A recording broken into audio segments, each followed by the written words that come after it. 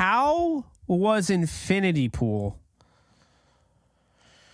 Whew. It's not a horror movie.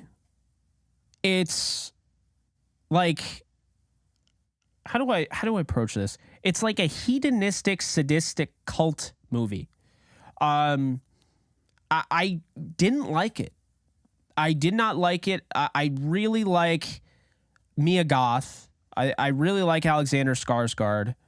I think they're two, she's a great actress. He's a great actor.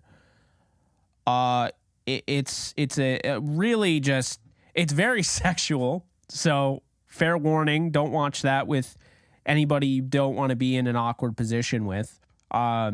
It's overtly, it's really trippy.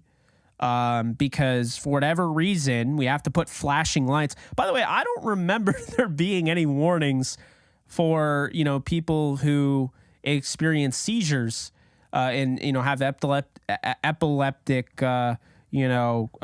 shock or whatever, in regards to those flashing lights.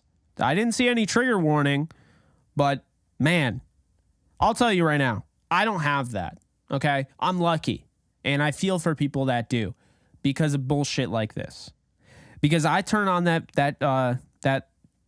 movie, and man, it's all over. It's just like, it's like a disco, but not really. It's like a nightclub. It's like constant flashing lights and everything. And I'm sitting there like, man, there was no trigger warning for this. And I don't normally have an issue with this, but I am actually having eyesores. So I had to look away at certain moments because of it. The concept, I get it, but guys, I got to tell you, I'm getting kind of tired of the commentary. Okay, I'm getting tired of commentary. I understand, art is art, right? It is. I appreciate it, and I think what's cool is like what I get to do on my live streams is I get to shout my favorite band, my favorite team, maybe my dog. That's because it's my art. I get to shout out what I want. And that's kind of the same thing as, a lot of those, projects, right? TV, movies, etc. Because the creator can shout out what they want.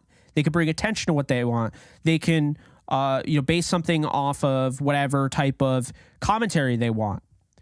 Well, the commentary, it's a little, it kind of overshadows the movie. And that's why I say it's not that I'm against it, but I feel like the whole idea of a whole movie being just a giant social commentary about some sort of topic, just to me, it needs to be done right, because if it's not done right, it overshadows the actual movie. And then I don't know why I was watching this. So in conclusion, because I was asked, Infinity Pool is just weird. I did not like it. I watched all the way through. I'm not one of those people that just stops what I'm watching, but it's gruesome. Like I said, overtly, hedonistic and, cult and all that. I don't know. I say give it a watch if you're into that type of stuff. If you like Ari Aster films, give it a watch. It's not by Ari Aster, but it kind of had the Ari Aster vibe to it. It wasn't a horror movie. It was like, I don't know. It just didn't feel like a horror movie. Or maybe because I didn't really care about the characters. I don't know. They're not really redeemable in my opinion. I don't know. I didn't really like it. Wouldn't recommend it in my opinion. I watched Ghosted, which I would recommend, and I watched Evil Dead Rise, which I also would recommend if you like horror. But aside from that, yeah, I didn't like Infinity Pool. It would be my least favorite film of the year, except Inside with Willem Dafoe, who I love Willem Dafoe. But Inside was just another one of those commentaries, man. It was another one of those commentaries, kind of religious-based commentary.